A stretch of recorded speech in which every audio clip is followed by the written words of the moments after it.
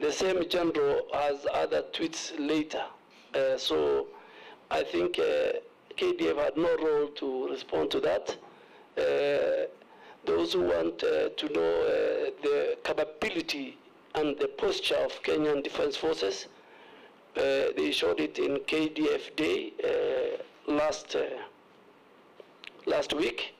They will show it during Mashujaa Day, the way they do in other days. So I think let's treat the tweets of the general with the content it deserves.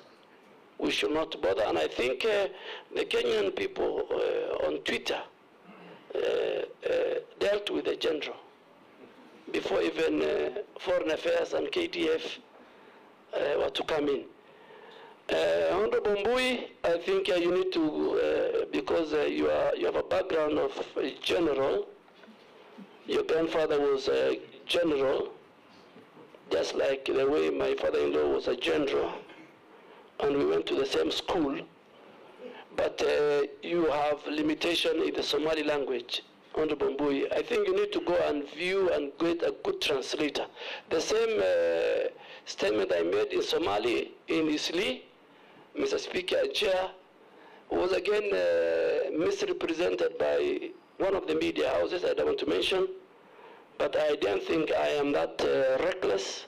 I have served the people of Kenya in various capacity, and I don't think I will, and I have not discriminated. I am ready to work and protect the people of Kenya, defend them as per the Constitution. But, Mr. Speaker, if I just go back to the issue of, which I didn't answer well, on the militarization of civil service. If you look at Article 4 of the Constitution, it says Kenya is a multi-party democracy. So the military and the defense have their place in the Constitution.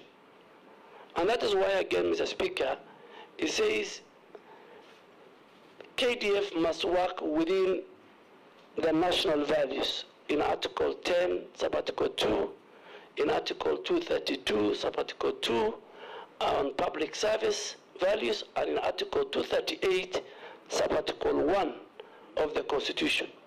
And all those values give KDF its place. So let me make it here that I think it was wrong to bring Kenyan defense generals to run civilian authorities like NMS, have a devolved function, like Kenya Meat Commission, which will need to look at it, you know, that you cannot just wake up one morning and remove a general from the barrack and bring him, Mr. Speaker. If that is not checked, then you'll find a general who will become the clerk of the National Assembly, or the registrar of the judiciary becoming a general or a colonel. And I think going forward, not only the military, Mr. Speaker, the DCI personnel, the intelligence officers were put everywhere in our country in the last 4 years. And I'm sure the new administration, when it is completely constituted, we will ask everybody, particularly if I speak for KDF, everybody to go back to where his place and space is within the Constitution. If your place is the legislature, be at the legislature. If your place is at the barracks, be at the barracks. If your place is at the National Intelligence Service, be at the National Intelligence Service. Unless you're called to do extra service in the course of duty of the nation.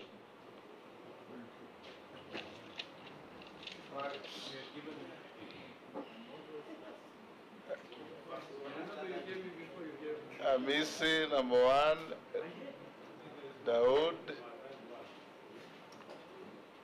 Mishi, and Hosing. You are a regular host of the military.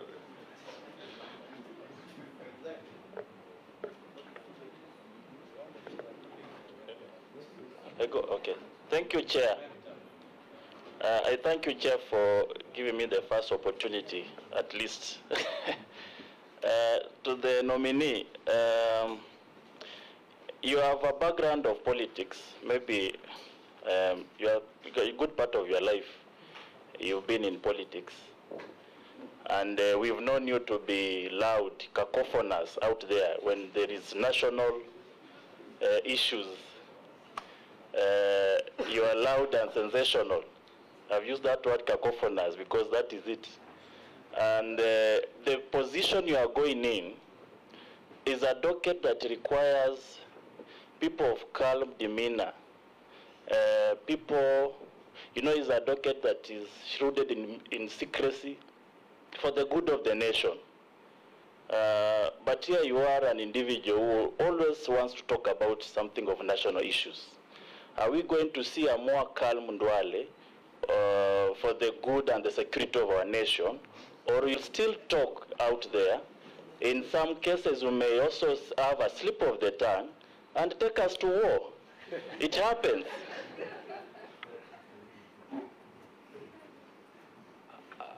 Thank you, Chair and Speaker. First of all, congratulations to the nominee for defense, Honorable Duale. And I want to agree with you, you are first a Kenyan and later a Somali, because I'm first a Kenyan, then a Mumeru, then I'm a nation. I want to ask you, Honorable Duale, because if you are approved as the Minister or CS for Defense, KDF always does recruitment every other year, but to get into KDF, you have to part with a lot of money. There is corruption, there is bias, there is discrimination. How will you ensure that that is stopped and meritocracy is there? The second thing is about buying or military hardware. We have not been to war for ages, I know. We're just giving peacekeepers. But our budget for military equipment is always there in the budget.